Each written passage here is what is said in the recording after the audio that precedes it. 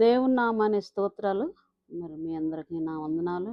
మరి ఇప్పుడు మనం చెప్పుకోబోయేది ఏంటంటే, మరి దేవదూతలు ఆనాడు మరి దేవుణ్ణి ఎంతగానో స్తుతించి గణపరిచేవాళ్ళు. కానీ ఒక దేవదూత ఏం చేసిందంటే, అది దేవునితో సమానంగా ఉండాలని ఆలోచన కలిగి హృదయంలో గర్వపడి అప్పుడు ఆ దేవదూత ఏం చేసింది, సభా పర్వతం మీదకి ఎక్కాలని ఆశపడింది. కాబట్టి మనం ఇప్పుడు ఆ దేవదూత ఎక్కడికి ఎక్కిందో, అసలు ఎందువలన ఆ దేవదూత క్రిందకి పడద్రోయబడిందో దాని గురించి మనం ఇప్పుడు వివరించుకున్నాం. యెషయా గ్రంథము 14వ అధ్యాయం 13వ వచనం నుంచి, నేను ఆకాశమున ఎక్కిపోయేదను, దేవుని నక్షత్రములకు పైగా నా సింహాసనమును హెచ్చించుకుందును, ఉత్తర దిక్కునున్న సభా పర్వతం మీద కూర్చుందును, మేఘమండలం మీద కెక్కెదను, మహోన్నతునితో నన్ను సమానంగా చేసుకుందునని నీవు మనసులో అనుకొంటివి కదా. నీవు పాతాళమునకు నరకంలో ఒక మూలకు త్రోయబడితివే. నిన్ను చూసువారు నిన్ను నిదానించి చూసు ఇట్లు తల పోయుదురు. అంటే దీని అర్థం ఏంటంటే, మరి ఈ దేవదూత, దీని పేరు ఏంటంటే లూసిఫర్ అనే దేవదూత. అంటే ఆ దేవదూత అధికారంతోనే ఉండి దేవుని దగ్గర ఎప్పుడు ప్రధాన దూతగానే ఉండి ఎప్పుడు కూడా ఆ దూత ఏం చేసేదంటే, అక్కడ స్తుతిగానాలతో దేవుణ్ణి గణపరుస్తూ ఉండేది. అయితే మనసులో గర్వపడింది. మరి మనసులో ఎప్పుడైతే గర్వపడిందో అప్పుడు దేవుడు ఏం చూస్తాడు, ముందు మన హృదయాన్ని చూస్తాడు. మన అంతరంగాన్నే దేవుడు పరిశోధించి చూస్తాడు. కాబట్టి దేవుడు హృదయాంతరంగాలు ఎరిగినోడు కాబట్టి మరి ఆ దూతని మనసులో ఉన్నదాన్ని దేవుడు గమనించాడు కాబట్టి అప్పుడు ఆ దేవదూత ఏం చేశాడంటే, అది పాతాళానికి త్రోయబడింది. అది త్రోయబడినప్పుడు అది ఎందుకు త్రోయబడిందంటే, దేవునితో సమానంగా తను ఎంచుకున్నప్పుడు దేవునితో సమానంగా అసలు ఎవరు కూడా దేవునితో సమానంగా ఎంచుకోవడానికి వీలు లేదు. కాబట్టి అది ఆజ్ఞ అతిక్రమం.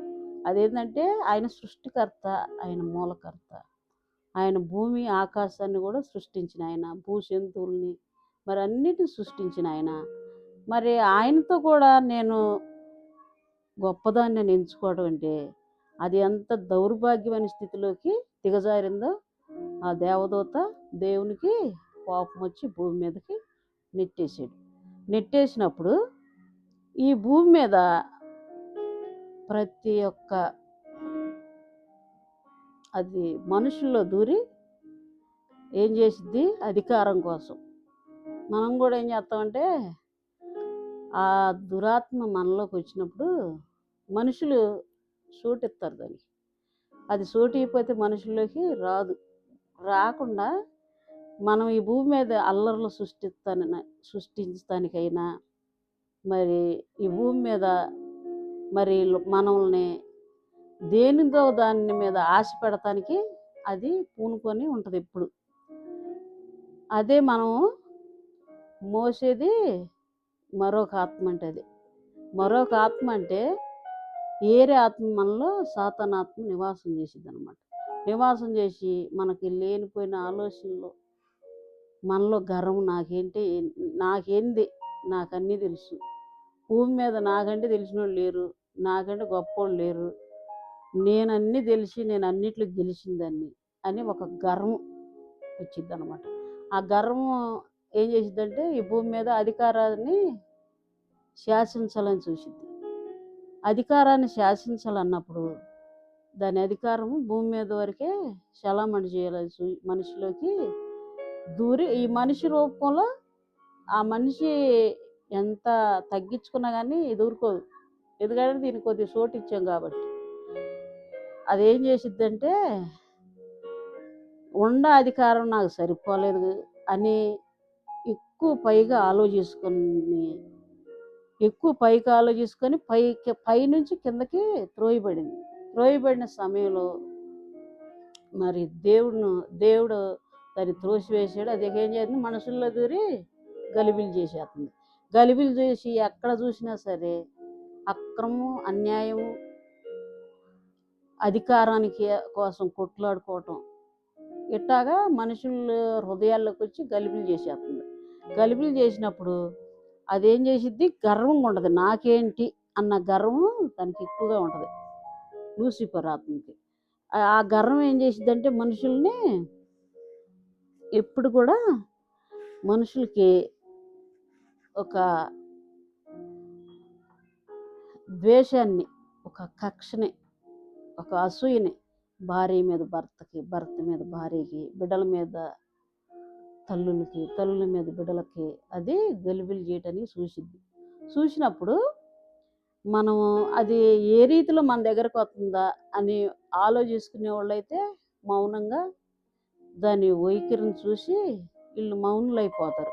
అది తెలుసుకొని మనుషులు ఏం చేస్తారు, ఈరోజు జరుగుతున్న మరి ఒకళ్ళకొకళ్ళు కొట్టుకోవటం, తిట్టుకోవటం, మరి భూమి మీద మరి ప్రాణాలు తీసుకోవటం, గర్వం, ఇగో చంపుకోలేక మనిషి ఏ పార్టీ వాళ్ళు, నాకేంటి, నేను ఎందుకు లోబడాలి ఆ మనిషికి, వాళ్ళే నాకు ఆడకు రావాలి, నేను లోబడతామేందని ఒక గర్వాన్ని మనకి అది తీసుకొచ్చిందనమాట. తీసుకొచ్చి ఆ దూత మనుషుల్ని గలిబిలి చేసేసింది. ఇవాళ చూసుకుంటే మనము ఎక్కడ చూసినా అది యవనస్తుల్లో దూరి తల్లిదండ్రుల మీద లేకుండా బిడ్డలకి ఎక్కడ చూసినా కానీ ఇష్టానుసారంగా బ్రతికేటట్టు యవనస్తుల్లో దూరిద్ది, మరి పిల్లల్లో దూరిద్ది, మరి వృద్ధుల్లో దూరిద్ది. అది ఎవరైనా చూడదు. దానికి కావాల్సింది ఏంది, దాని పని అవటం. దేవుని కంటే గొప్పగా నేను ఉండాలని ఆశపడింది కదా, దేవుని కంటే దేవునితో సమానంగా ఉండాలని ఇది భూమి మీద అన్నీ కూడా చేయాలని చూసింది కదా. అదేం చేసిద్దంటే అధికారానికి కొట్లాడిద్ది. అధికారం అంటే ఈ భూమిని నేను ఏలాలని ప్రతి ఒక్కరికి ఆశ కలిగించింది. దేవుడు నిర్ణయిస్తారు భూమిని ఎవరు ఏలాలా, ఎవరు నిలబెట్టాలని. మనుషులు అది చేసేది కాదు. కాబట్టి దాని అధికారము చలాయించే కాడే చలాయించిద్ది. అది అందరికాడ సరిపోదు. యుగాలు దేవుని రాజ్యం భూమి మీదకి వచ్చే దినం ఒకటి ఉంది. అప్పుడు పరిశుద్ధులు ఏలుతారు. పరిశుద్ధులు ఏలే వాళ్ళు ఎట్టుంటారు, ఆ పరిశుద్ధులు ఒక దినము ఈ లోకానికి యేసు ప్రభు వారు చేయాల పరిపాలనలో పరిశుద్ధులు ఏలే రోజు ఒకటి ఉంది. ఆ పరిపాలన దుఃఖం ఉండదు, శాంతి సమాధానాలు ఆ రోజుల్లో ఉంటాయి. ఈ రోజుల్లో ఏముంటుందంటే ఒకళ్ళొకళ్ళు తన్నుకోవటం, ఒకళ్ళొకళ్ళు గుద్దుకోవటం, ఒకళ్ళొకళ్ళు నరుక్కోవటం, చంపుకోవటం ఉంటుంది. ద్వేషం, అసూయ, ఆ యొక్క సాతానాత్మ మనుషుల్లో ప్రవేశించి గలిబిలి చేసిద్ది. ఇప్పుడు ఈరోజు చూసుకుంటే మనము ఎక్కడ చూసినా ఆకళ్ళ మరణాలు, మరి అంచె తీర్పు అంటే మనుషులను చూస్తేనే భయపడే స్థితికి దిగజారిపోయింది లోకం. ఇదివరకు ప్రేమలో సమాధానాలు ఉన్నాయి, ఇప్పుడు అసలు ప్రేమ నశించిపోయింది. అనేకుల నుంచి ప్రేమ చల్లారిపోయింది. మరి ఆయన రాకడికి అనేకులు ప్రేమ చల్లారిద్దని చెప్పాడు దేవుడు. కాబట్టి ఇప్పుడు ప్రేమలు లేవు. ఇదివరకు రోజుల్లో ఒక కష్టం వచ్చిందంటే ఒకళ్ళొకళ్ళం కూర్చొని మరి ఎవరికేం అవసరం వచ్చిద్దని ఒక మనిషి ఇంట్లో ఎవరింట్లోనన్నా ఒక మనిషి చనిపోయినా సరే నలుగురు కలిసి ఆలోచించి అయ్యో వీళ్ళ దగ్గర డబ్బులు ఉండయో లేవో అని తలాకాశని వేసుకొని ఆ మనిషిని సమాధి కార్యక్రమం చేసేవాళ్ళు. మరి చాలా ఐక్యతగా ప్రేమగా ఉండేవాళ్ళు. ఈ రోజున చూస్తుంటే ఎవరు అసలు నిజంగా ఎంత కష్టం మన జీవితంలో వచ్చినా ఒక్క మనిషి వచ్చి మేము ఉన్నామని ధైర్యం చెప్పే మనిషే లేరు. ఎందుకు? ప్రేమలు చల్లారిపోయినాయి. ప్రేమలు పోవటం వలన అనేకుల ప్రేమ చల్లారిపోయింది. ఎందుకు? దురాత్మ దూరింది, గలిబిలి చేస్తుంది. ఎవరి కాళ్ళే గొప్ప, నేను గొప్ప, నేను గొప్ప, వాళ్ళతో నాకు పనేంది, వీళ్ళతో నాకు పనేంది, నాకేం అవసరం అని మనిషి ఇగోలు పెంచుకొని ఎవరు సావు వాళ్ళే సావండి, ఎవరు బ్రతుకు వాళ్ళే బ్రతకండి ఇవాళ మనుషుల్ని అట్టా ఆ దురాత్మ కృంగదీసింది అనమాట. కాబట్టి మరి మనం ఇదివరకు దినాల్లో మరి మా అమ్మ వాళ్ళు ఉండే కాలంలో వాళ్ళు చాలా ఐక్యతగా ఉండేవాళ్ళు. వాళ్ళ తోడుకోళ్ళు కానీ ప్రార్థన పోయినప్పుడు వాళ్ళ సహోదరులు కానీ ఎంత ఐక్యత ప్రేమ కలిగి వాళ్ళ ప్రార్థనలు చేస్తే తెల్లవారులు దేవుని సన్నిధిలో పడి గోజాడే ఉండు మా పెద్దమ్మోళ్ళు మా అమ్మోళ్ళు అందరూ. కానీ ఈరోజు చూస్తుంటే ఏందో ఎవరంతటికి వాళ్ళే వాళ్ళు ఒక పాట పాడితే అందరు కలిసి చక్కగా కూర్చొని చప్పట్లు కొట్టుకుంటూ ఆ రోజుల్లో ఉండేవి కాదు. ఒక చిన్న డ్రమ్ము ఆమేసుకొని చక్కగా అమ్మోళ్ళు కూర్చొని ప్రార్థన చేసుకునేవాళ్ళు. మరి ఆ రోజులు వాళ్ళు ప్రార్థన చేసేటప్పుడు తెల్లవారి కోళ్ళు కూసేవి మేము చిన్నపిల్లలప్పుడు. మరి ఈ రోజుల్లో వచ్చేవరకే ఎవరు ప్రార్థనలు చేసుకోవడం, ఎవరు అందరికి వాళ్ళు ఉండటం, ఎవరు ఐక్యతలు లేవు, సమాధానాలు లేవు. మరి సహోదరులు ఐక్యత కలిగి ఉండటము మరి అహరోను గడ్డం మీద పోసిన పరిమళ తైలం లాంటిది. ఆ పరిమళ తైలం వల్ల కనపడతల. మరి ఆ రోజుల్లో కనపడింది. మరి ఆ రోజుల్లో మరి ధనం కూడా తక్కువే ఉండేది.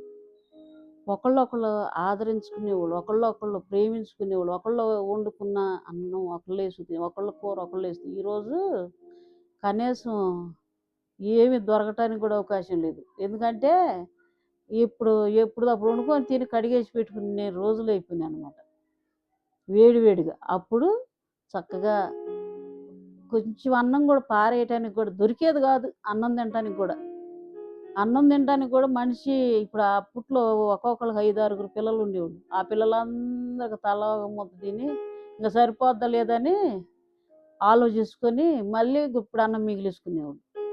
ఎందుకంటే ఇంకెవరన్నా తింటారేమో, ఇంకా వచ్చి ఎవరన్నా తింటారేమోనని. ఈరోజు ఆ స్థితి లేదు.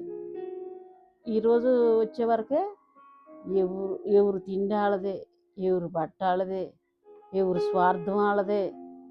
ఇది ఈ కాలం మరి అట్ట కాలం మారలా, మనిషి బుద్ధి మారింది. దేవుడు ఆ రోజు ఈరోజు ఒకే రీతిలో ఉండడు. కానీ ఈ మేధస్సు అనేది ఉండదు చూడు. మనిషి మేధస్సు గర్వం అనేది మనుషులు చేసిన టెక్నాలజీలు పెరిగి ఇవాళ ఈ స్థితికి దిగజారిపోయారు మనుషులు. ఆ రోజుల్లో ఒక ఊరు మనిషి వెళితే ఆ మనిషి మళ్ళీ తిరిగి వచ్చిన దాకా జాడ ఉండేది కాదు. ఈ రోజుల్లో పసిపిల్ల చేతిలో కూడా ఫోన్ ఉంటుంది. ఆ ఫోన్ ఉన్నప్పుడు ఏం జరిగిద్ది? పసిపిల్లలు కూడా ఆ ఫోన్ చూస్తేనే అన్నం తింటున్నారు, లేకపోతే తింటలా. ఆ స్థితికి దిగజారిపోయింది కాలం. ఆ ఫోన్లు అప్పుడేముండేవి? ల్యాండ్ ఫోన్లు అని, అది ఎవరో గొప్పోళ్ళ ఇళ్ళల్లో, పేదోళ్ళ ఇళ్ళలో. మాకు అసలు ఏదో అయితే తెలియవు. మా ఇళ్ళలో అయితే అసలు ఉండేవే కాదు. అది ఎక్కడో ఎవరన్నా చేశారంటే పక్కల ఇళ్ళకి పోయి మాట్లాడి, అది ఎవరు మా చేసేవాళ్ళు కూడా కాదు. మరి ఈ రోజులను బట్టి చూస్తే ఒక్కొక్క ఇళ్ళలో లక్షల రూపాయల ఫోన్లు ఉంటున్నాయి. ఈ లక్షల రూపాయల ఫోన్లు ఉన్నప్పుడు ఏం జరుగుతుంది? ఆ లక్షల రూపాయల ఫోన్లోనే అన్నీ చూపించేస్తుంది ఫోను. ఒక తల్లి మీద ప్రేమ లేదు, తండ్రి మీద ప్రేమ లేదు, ఒక అన్నదమ్ముల ప్రేమ, ఎవరు అందరికి వాళ్ళు ఫోన్లు చూసుకుంటూ కూర్చోవటం. ఇక ప్రేమల ఐక్యతలు తగ్గిపోయినాయి. చక్కగా అందరు కూర్చొని ఒక చోట కింద కూర్చొని చక్కగా భోజనాలు చేసుకొని. ఆ రోజుల్లో ఏముండేది? పుండిమిరగాయల కారం నూరుకొని అదే పరమాణంగా దానిలోకి ఏదో ఒక పప్పు వండుకొని తినేవాళ్ళం. మరి ఈ రోజున వచ్చేవరకు దేవుడు మంచి ఆహారం ఇచ్చాడు. మంచి సమృద్ధిని ఆ రోజు కూడా ఇచ్చాడు. కానీ ద ఈ మంచి ఆహారం తిని ఏం చేశారు? గర్విష్ఠులైపోయాం. ఆ రోజుల్లో మరి అంత ఆ ప్రేమలు లేవు ఈ రోజుల్లో మనకి. ఆ ప్రేమ కావాలంటే మేము మా తల్లికి 5 బిడ్డలం. 5 బిడ్డలం కూడా దేవుని కృపను బట్టి చల్లగా ఉంచాడు దేవుడు. మా జీవిత చరిత్ర చెప్పుకోవాలంటే అసలు అది తనివి తీరదు. కానీ ఇలా మరి నేను ఈ యూట్యూబ్లో మరి ఈ వాక్యం మరి చెబుతున్నానంటే అసలు నమ్మరు ఎవరు కూడా నేను చెప్తున్నానంటే. కానీ మరి దేవుని కృప మరి నన్ను ఎందుకు మరి ఇంతగా హెచ్చించిందో నాకు తెలియదు. కానీ నా ప్రభువు నన్ను బహుగా ప్రేమించాడు. ఆ ప్రేమ కూడా ఎటువంటి ప్రేమ? శాశ్వత నిష్కళంకమైన ప్రేమ, శాశ్వతమైన ప్రేమతో ఆయన నన్ను ప్రేమించాడు. ఎడవక నా ఎడల కృప చూపాడు. ఆ కృపను బట్టి నేను ఈరోజు ఈ వాక్య భాగంలో ఈ వాక్యం చెప్పాలని నేను ఆశపడ్డాను అన్నమాట. కానీ నాకు నిజంగా ఆయన అంటాడు చూడు, దీనుల్ని పైకెత్తి గనులైన వారిని దించుతానని. దీన స్థితిలో ఉన్న నన్ను జ్ఞాపకం చేసుకున్నాడు దేవుడు. మరి ఈరోజు నన్ను ఈ స్థితిలో ఉంచాడంటే అది నా నీతి, నా గొప్పతనం. మరి అది ఏమాత్రం కూడా నాలో ఏ మంచి లేదు. మరి అంతా నా ప్రభుకి ఇష్టమైంది. ఆయన ఈరోజు ఇలా కూర్చోబెట్టాడు అన్నమాట. మరి దేవుడు మాటలు మాట్లాడటానికి మరి ఇంత గొప్ప భాగ్యాన్ని నాకు ఇచ్చాడు. మరి నాకు ఆ రోజుల్లో కనీసం మాకు తినటానికి అన్నం కూడా ఉండేది కాదు. మా 5 మా 3 అక్క చెల్లెలు, 2 అన్నదమ్ములు. మరి ఆ రోజుల్లో మా ఇల్లు కూడా తడిసిపోయింది. ఇల్లు కూడా తడిసేది. అయితే ఆ ఇల్లు కూడా సరిలేని స్థితిలో అందరం కలిసి పొడిగొండ అక్కడ పడుకునేవాళ్ళం. మా అమ్మకి అస్సలు ఆరోగ్యం బాగుండేది కాదు. మా అమ్మకి అసలు ఆరోగ్యం బాగపోతే మా అమ్మ సన్నగా పుల్లలాగుండేది.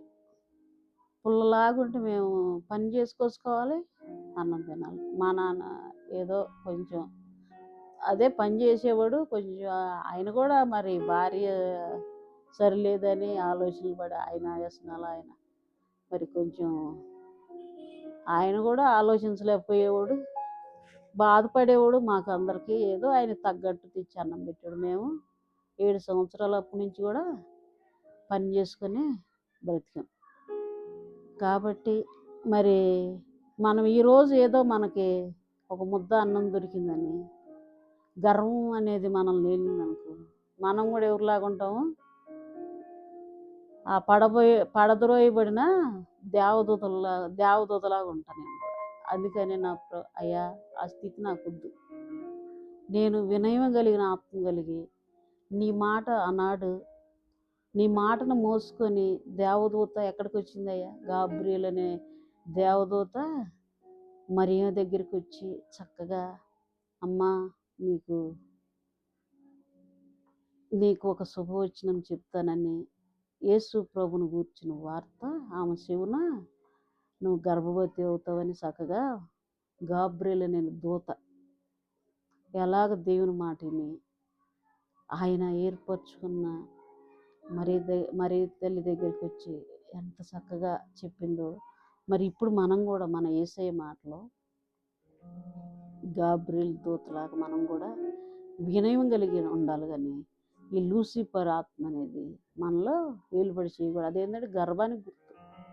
గర్భం అధికారం చెలాయించడం, భూమి మీద అనేకుల్ని ఏళ్ళుబెట్టి చూపించటం, అనేకుల్ని మరి పాపంలోకి నడిపించటం, ఈ లోకం మర్యాదను అనుసరించటం, ఈ లోక ఆలోచనలు కలిగి ఉండటం, అది ఈ లూసిఫర్ ఆత్మ అన్నమాట.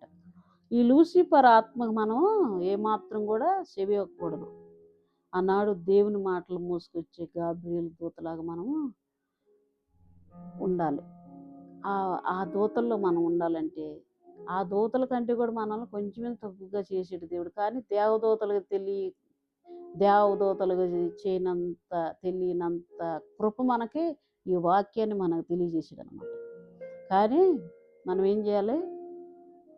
గర్వాత్మ మనలో ఎలగకూడదు. మన స్థితిని కూడా ఎప్పుడు కూడా మర్చిపోకూడదు. మన స్థితి ఏంది? ఏంటి మన స్థితి అసలు? మనము ఎక్కడి నుంచి వచ్చాము? ఏ స్థితిలో నుంచి వచ్చాము? ఏ స్థితికైనా చాలిన మన ప్రభు. పౌలు గారు ఒక చోట అంటాడు, నేను ఉన్న స్థితిని ఎరిగాను, లేని స్థితిని ఎరిగాను, అయినా కానీ నేను నా ప్రభు చిత్తానుసారంగానే నడుస్తున్నాను. అటనే మనం కూడా ఉన్న స్థితి మన దగ్గర ఉంటుంది. ఉందని గర్వపడకూడదు, లేదని బాధపడకూడదు. లేదని బాధపడినా మనకి అది కూడా మంచిది కాదు. ఉందని గర్వపడడం అది ఇంకా చెడ్డది. లేదంటే ఆకలయ్యే పోవడం బాధపడతాం. ఆకలైన దినాలు ఎన్నో చెప్పుకోలేం. ఆ దినాలను అసలు లెక్కించలేం. ఆకలయ్యి అలవాటిచ్చిన దినాలు జీవితంలో ఎక్కువ. తృప్తిగా అన్నం తిన్న దినాలే తక్కువ నా జీవితంలో. కాబట్టి మరి ఈరోజైతే దేవుడు తృప్తిగా అన్నం తినడానికి కృపనిచ్చాడు. మరి ఇప్పుడు ఈ అన్నం దొరికిందని దీన్ని తిని మరి గర్వంగా నేను నా ఇష్టం వచ్చినట్టుగా మరి నా ఆలోచన ప్రకారం బ్రతికి దేవునికి అది ఇష్టం ఉండదు కదా. మరి ఆ రోజు నుంచి 30 సంవత్సరాలు, అప్పుడు 7 సంవత్సరాల పిల్లంటే ఇప్పుడు నాకు మరి వచ్చి ఉంటాయి ఒక 8 సంవత్సరాలు, మరి ఒక 50 సంవత్సరాలు వచ్చి ఉంటాయి, ఎన్నో ఉంటాయి. ఆ పుట్టినరోజులు కూడా తెలియవు. అయితే మరి ఆ రోజుల్లో ఆ లేని స్థితిలో నుంచి మరి బ్రతికి ఈరోజు మరి దేవుడు కృపలో జ్ఞాపకం చేసుకొని సర్వ సమృద్ధి ఇచ్చినప్పుడు మరి అన్ని సంవత్సరాల నుంచి కష్టపడ్డాను.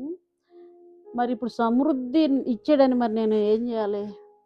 కూర్చొని ఏమో మరి ఒక స్థితిలో నుంచి ఒక ఆలోచన నేను ఆలోచించుకున్నాను. ప్రభువా, అన్ని సంవత్సరాలు మరి భూమి మీద కష్టపడ్డా కానీ నువ్వు కాపాడేవు, మాకు ఆహారం ఇచ్చేవు, మరి మమ్మల్ని ఏదో మాకు తినగలిగిందే పెట్టావు. మరి మేమేమి పని చేసుకుంటే అదే తిన్నాము, సరిపోయినంత అన్నం కూడా మాకు చాలలేదు. మరి వాళ్ళ సమృద్ధి ఇచ్చామంటే దాన్ని చూసి ఇరవిగే స్థితిలో మేము ఉండకూడదు కదయ్యా. మరి ఈ పని అప్పుడు మరి ఈ సమృద్ధి ఇచ్చినప్పుడు కూడా మనం ఇంకా సంపాదించుకుని ఇంకా ఏంటి కదా సంపాదన, అది వ్యర్థమైంది కదా అని నాకు ఒక ఆలోచన వచ్చింది. ఆ ఆలోచన ఎందుకంటే నాకు 1 సంవత్సరం క్రితం ముక్కు ఆపరేషన్ జరిగింది. ఆ ఆపరేషన్ జరగకముందు నేను అసలు కడుపులో నాకు 28 సంవత్సరాలు 28 సంవత్సరాల నుంచి గ్యాస్ ట్రబుల్, కడుపులో మంట. ఎందుకంటే ఆహారం సరిలేక, సరైన టయానికి భోజనం లేక మాకు మరి పరిస్థితి బాగాక అప్పటి నుంచి కూడా ఈ గ్యాస్ ట్రబుల్, మరి కడుపులో మంట, దాన్ని బట్టి ఒక రోజు తింటే ఒక రోజు తినక ఉండి ఉండి ఉండి గవాలను అన్నం తింటే వాంతి వచ్చినట్టు ఎట్ట పిచ్చిగా ఉండేది. ఉంటే ఇక అట్టనే ఏదో బ్రతుకు తెరువుకి మరి తప్పదు కదని అట్నే కింద మీద పడి బ్రతుకుతూ ఉండేవాళ్ళం. మరి అదంతా ఒక్కసారిగా నాకు దెబ్బ కొట్టింది. ఒక్కసారిగా దెబ్బ కొట్టి అదేం జరిగిందంటే నేను 8 నెలలు ఏ భోజనం తిన్నానంటే ఒట్టి అన్నమాను జ్యూసులు. ఈ జ్యూసులు తినకుండా తాగకుండా ఉండేదాన్ని. ఇక నోరంతా పూత వచ్చేసింది. ఇక అది నాకు లాస్ట్ గడి అనిపించింది. ఇక నోరంతా పూత వచ్చేసి నోటితో అన్నము తినలేని స్థితి నాది. తినలేక మంట, పొద్దాకలు 4 చూసుకునేదాన్ని, యూట్యూబ్లో చూసుకుంటా ఇంకేముంది, ఇక ఎట్టుంటే 4 రోజులు ఉంటే ఇంకా వారం ఉంటే ఇక మీరు ఏరే దానికి పోద్దని చెప్పేవాడు.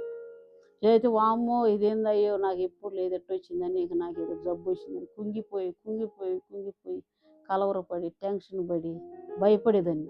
ఆ భయపడే స్థితిలో మరి దేవుడు ఏం చేశాడంటే, నేను ప్రార్థన చేసుకునేదాన్ని. ఏంది ప్రభువా, నేను మరి ఇక్కడ చిన్న దేవుడు ఒక గృహం ఇచ్చాడు.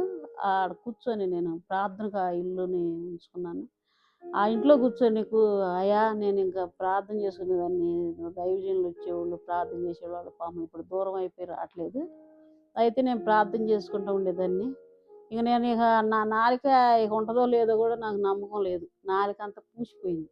నేను పాటలు కూడా పాడతానో లేదో, నాకు పాటలు పాడుతుంటే భలే ఇష్టము. దేవుని మాటలు చెప్పాలంటే బాగా ఇష్టము. మరి పాడుకుంటా, ప్రార్థన చేసుకుంటా, వాక్యం గుర్తుపెట్టుకుంటా, కంటత వాక్యం చెప్పుకున్నాను. నేను మాట్లాడుతుంటే నా నాలుక నేనే కొరుక్కుంటున్నా. కొరుక్కున్న సమయంలో ఈ జ్యూసులు వీటి మీద ఏం బలం ఉంటుంది నాకు ఉండదు కాబట్టి మరి నేను కూర్చున్నాను. కూర్చొని ఒక్కదాన్నే నేను పాట పాడుకున్నా. ఏం పాటలంటే, నా ప్రాణప్రియుడ యేసురాజా అర్పింతును నా హృదయార్పణ, గర్భమున పుట్టిన బిడ్డను తల్లేని మర్చుదని నువ్వు మరవనన్న పాట నేను పాడుకున్నాను. ఇంకా 4-3 పాటలు పాడుకొని నా ఫోన్లో పెట్టుకున్నాక రోజుకి నాకు ఇన్స్పెక్షన్ ఎక్కువైపోతుంది. మోషన్స్ అయిపోతున్నాయి. నా పని ఇంకా అయిపోతుంది. అయినా కానీ మరి పని చేస్తానే మాది సమోసా బిజినెస్. మరి పని చేస్తానే ఉన్నాను. పని చేస్తూ ఉన్న సమయంలో మరి దేవుని కృపను బట్టి మరి నేను నిద్రలో ఉండట్లే. రీతి అసలు ముక్కు బెగేసుకుపోవటము, ముక్కులో ఏయో కండలు ఉంటాయంట, అవి పెరిగిపోయినాయి, ఇన్స్పెక్షన్ అయిపోయింది. అవి ఎప్పుడో చిన్నప్పటి నుంచి మరి డబ్బులు లేక చూపించుకోవడానికి అవి అప్పటి వరకు పేర పెట్టుకుని ఉన్నారు. మొత్తం ఇన్స్పెక్షన్ అయిపోయి కడుపులో నుంచి పూత వచ్చేసినప్పుడు డాక్టర్ల దగ్గరికి పోతే అంతా ఇన్స్పెక్షన్ అయిపోయిందమ్మా, నీకు ఆపరేషన్ చేయాలన్నారు. నేను భయం, వాళ్ళు చెబుతున్నా కానీ నా భయం వేరుగా ఉంది. నాకేదో జబ్బు చేసింది, ఏదో ఇప్పుడు క్యాన్సర్ ఉప్పాడు అంటున్నారు కదా అని అంత ఆ భయంలో నేను కృంగిపోతున్నాను. బిడ్డలకు కూడా చెప్పుకోవట్లేదు, ఏం చేస్తాం, ఎట్టనే పని చేస్తున్నాను, ఎట్టెట్టో అయిపోతున్న సమయంలో మరి నాకు 5 రోజులు మరి ఒకసారి అయితే అసలు పడిపోయా. కింద పడిపోతే మా పెద్ద కుమారుడు తీసుకెళ్ళి హాస్పిటల్లో చూపిస్తే మా అమ్మని చేరవలసిందని హాస్పిటల్లో ఆమె బాగా వీక్నెస్ అయిపోయిందంటే ట్రీట్మెంట్ మొదలేశారు. ఈ గ్యాస్ అని కడుపులో మంట, పొరులు నొప్పి, మంట అని అరుపులు. అసలు కడుపులో తగ్గగానే నొప్పి వచ్చేసింది తపన. అటువంటి స్థితిలో నుంచి దేవుడు మరి అక్కడికి పోయినాక మందులు వాడారు. అయినా కొంచెం అది తగ్గింది, నొప్పి అయితే తగ్గింది, కానీ నోటి పూత అయితే తగ్గలేదు. ఆపరేషన్ చేశారు. నోరు అంత స్మెల్ వచ్చేది, చాలా అసహ్యకరంగా. నాకే బ్రతకాలనిపించేది కాదు. అనిపించేది కాదు. కానీ మరి అయ్యా నువ్వు తీసుకుపోతే మరి నీ చిత్తమయ్యా అని అనుకునేదాన్ని. ఒళ్ళంతా పని చేసి బాగా అన్నం లేని మీద నొప్పులు వచ్చేసింది, కదలలేని నొప్పులు. భయము, కలవరం వచ్చేసింది నా జీవితంలో. కలవరం వచ్చినప్పుడు అప్పుడు నేను నుంచోలేకపోతున్నా, కూర్చోలేకపోతున్నా. ఆపరేషన్ చేశారు. బీపీ పెరిగిపోతుంటే అమ్మ ఈ వాతావరణాన్ని బట్టామో మరి నాకు బీపీ పెరుగుతుంది, ఎన్ని డాక్టర్లు అందరూ వచ్చి చూసినా కానీ ఏమీ అవ్వట్లేదు. మరి నా రూము, అప్పుడు తీసుకున్న రూమ్ ఉంది కదా, అప్పుడు ఒక రోజుకి వచ్చి 5,000 ఆ రూమ్కి. ఆ రూమ్లో తీసుకెళ్ళండి, దేవుని చిత్తం ఎట్టుంటాడు జరిగిద్దంటే ఆ డాక్టర్ గారు తీసుకెళ్ళి ఆ రూమ్లో నన్ను ఉంచినాక దేవుని కృపను బట్టి అది ఒక్క రోజులోనే ఆ బీపీ కంట్రోల్ అయిపోయింది. కంట్రోల్ అయిపోయినాక నోరంతా ఆపరేషన్ చేశారు. ఆ ఆపరేషన్ చేసినప్పుడు నాలుకంతా ఎండిపోయి అయ్యో ఎంత బాధను అనుభవించానో. ఎందుకు ఒంట్లో నీరు లేక మరి ఎంతో బలహీనరాలుగా ఉన్నప్పుడు నాకు నాలుకంత దవడకు నిజంగా మన యేసు ప్రభు చనిపోయినప్పుడు నా నాలుక నా దవడకు అంటుకుపోతుందని ముందుగానే దావీదు మహారాజు గారు ఒక కీర్తనలో చెప్పాడు. అట్నే మన ప్రభువారి నాలుక ఆ రోజు ఎండిపోయిందంటే నాకు ఆ మంచం మీద పడుకున్నప్పుడు ఆ నాలుకకి తడి అంటున్నప్పుడు, అయ్యా నా కోసం నువ్వు ఇంత శ్రమను అనుభవించే ప్రభా, నేను మాట్లాడిన ప్రతి మాటలో దోషం ఉంది, నేను చూసిన ప్రతి దానిలో నా దోషాన్ని బట్టి నా పాపాన్ని బట్టిగయ్యా నీ నాలుక దవడకంటూ పోయిందంటే ఈరోజు నాకు తెలిసింది ఆ బాధ అనేది. నా నాలుకంతా ఎండిపోయి చెక్కులు కట్టిపోయి పుళ్ళు పడింది ప్రభువా. మరి నా కోసం నువ్వు మరి మరణించిన నా కోసం నాయన మా ప్రాణం పెట్టినప్పుడు నీ నాలుక కూడా ఇదే స్థితిలో అయ్యా అంటుకుపోయి నువ్వు ఎంత బాధపడి ఉంటావయ్యా అని నాకప్పుడు నా ప్రాణం ఎంత తల్లడిల్లిపోయిందో. అప్పుడు అనుకున్న ప్రభువా మా లోక జనం మనుషులందరి కొరకు నువ్వు ప్రాణం పెట్టి ఒక్కడగా వచ్చి ఈ లోకంలో మా కొరకు మరణించి నిజంగా మేము ఎంత దౌర్భాగ్యమయ్యా నేను గ్రహించలేను. మా బ్రతుకులు ఎందుకు నాయన, మా జీవితాలు ఎందుకు నాయన, మేము బ్రతికి ఏమి చేయాలి ప్రభా అని అనిపించి ఎంత బాధపడ్డాను నేను. అప్పుడు మా తమ్ముడు మా అక్క ఇచ్చారు. ఇంకా డాక్టర్ గారు చేస్తే అమ్మ అంతే ఉంటుందిలే తగ్గిపోదులే అన్నారు. ఇంటికి వచ్చినాక ఇక నా బాధ దేవుడికి అంకితం అయిపోయింది. రీతి నిద్ర ఉండదు, నొప్పులు, అరుపు, ఒళ్ళంతా క్షీణించిపోయింది, ఒళ్ళంతా నరాలన్నీ సాగిపోయినాయి, ఎముకలన్నీ మరి బలం లేక నొప్పులు నొప్పులు నరిచేదాన్ని. ఒక్క నెల రోజులు, నెల 2 నెలలు బాగా బాధపడ్డా. నేనైతే ఇక నేను చనిపోతానని ఒక నిర్ణయం వచ్చింది నాకు. నిర్ణయం వచ్చి నాకు చాలా ఇంకా సాక్ష్యం చెప్పాలని ఉంది. కానీ వాక్య భాగంలో మరి దేవుడు మరి నేను ఈరోజు చెప్పాలనుకోలేదు, చాలా సాక్ష్యం ఉంది కానీ దేవుడు ఎందుకనో మరి సాక్ష్యం చెప్పడానికి కృపనిచ్చాడు. మరి చెప్తున్నాను. మరి నేను ఎంత బాధపడ్డానో అసలు పొద్దు ఊగితే నిద్ర ఉండదు. పిల్లలను పొద్దాక పని చేసి పిల్లల్ని తీసుకెళ్ళి హాస్పిటల్ లాగెడపోయిన పని, కలవరం, భయము, మనిషిని చూస్తే భయం, ఏది చూసినా భయమే. మరి అటువంటి భయం ఉన్న స్థితిలో దేవుడు మరి నన్ను ఎందుకు బ్రతికిచ్చాడో నాకు తెలియదు. కానీ ఇక నా మంచం చుట్టూ ఇక వచ్చి నుంచున్నారు. ఇక బాధన్నం అంటున్నారు, నువ్వు రా అని నన్ను పీకుతున్నారు. ఎక్కడి నుంచి వచ్చారో ఈ దురాత్మలో, ఈ దురాత్మ సమూహం దిగింది. ఇక నేను అన్నాను,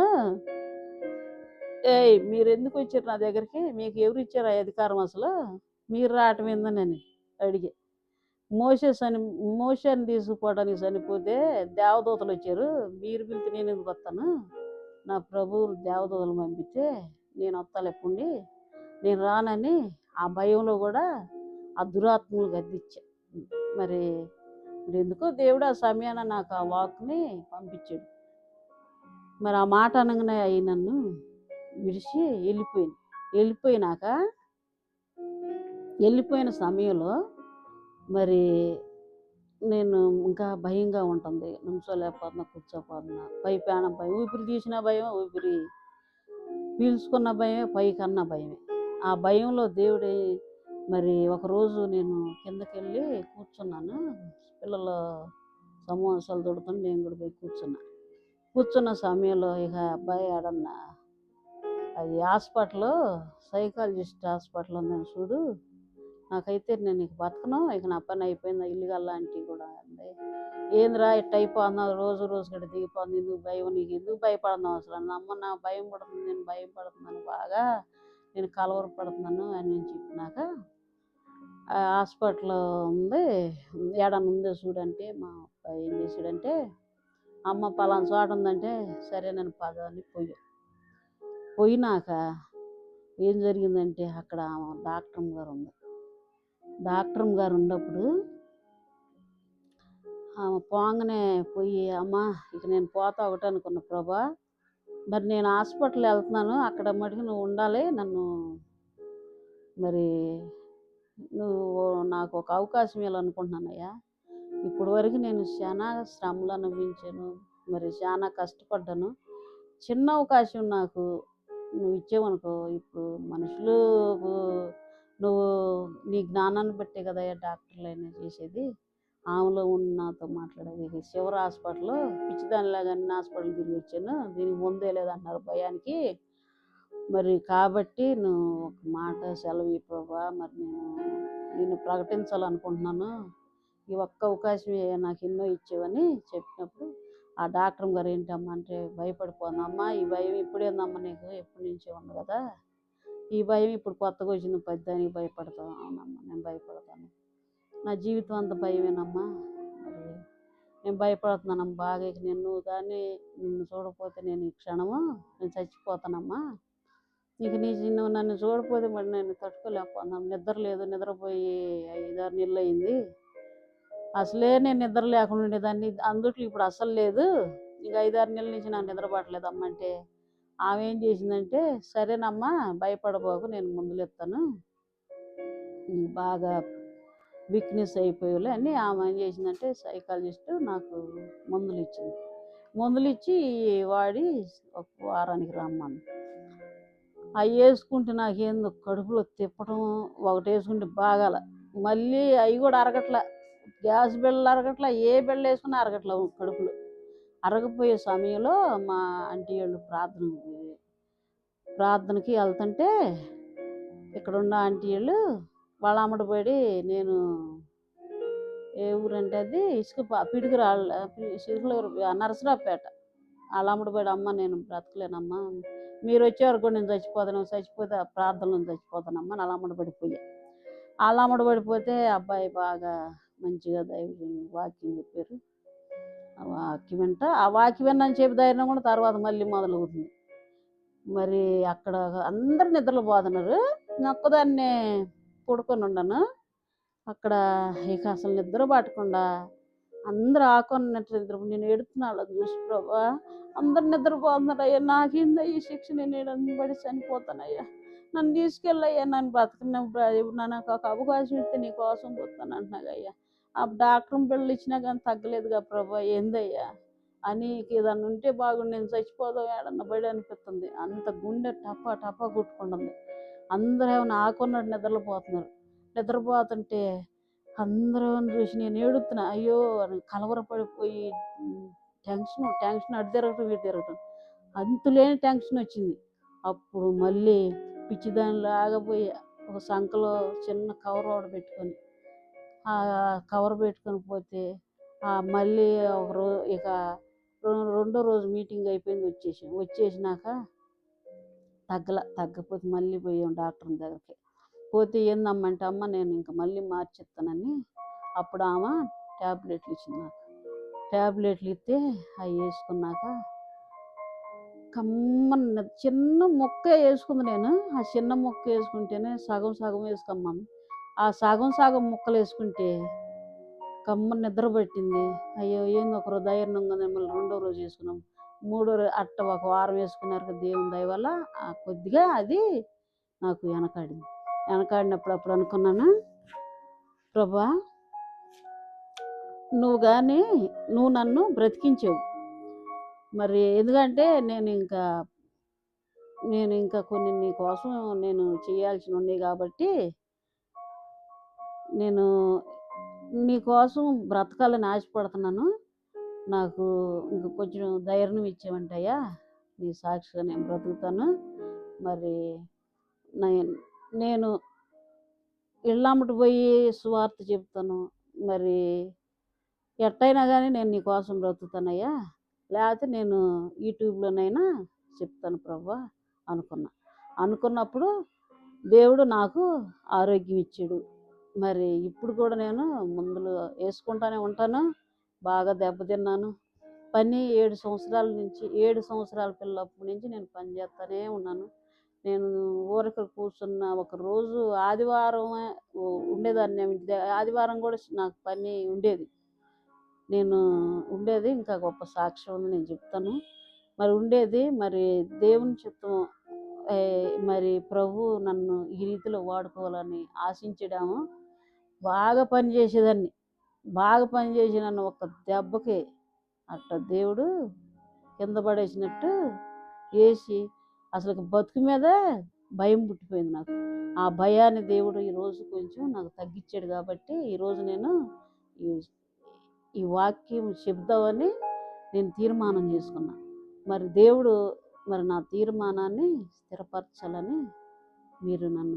మీరు దేవుని చిత్తమైతే మీరు ఈ సాక్ష్యాన్ని నండి. ఎంత భయంలో ఉన్న మనము, ఎంత పిరికిలో ఉన్నా సరే, ఎన్ని బాధల్లో ఉన్న మన ప్రభు ఎవరు ఆదరించగల దేవుడు. ఇంకా గొప్ప సాక్ష్యం ఉంది, మరి అది అంచెలంచెలుగా చెప్పుకుందాము. మరి ఇప్పుడైతే మరి దేవుని వాక్యాన్ని నేను వివరించాలని అనుకుంటున్నాను.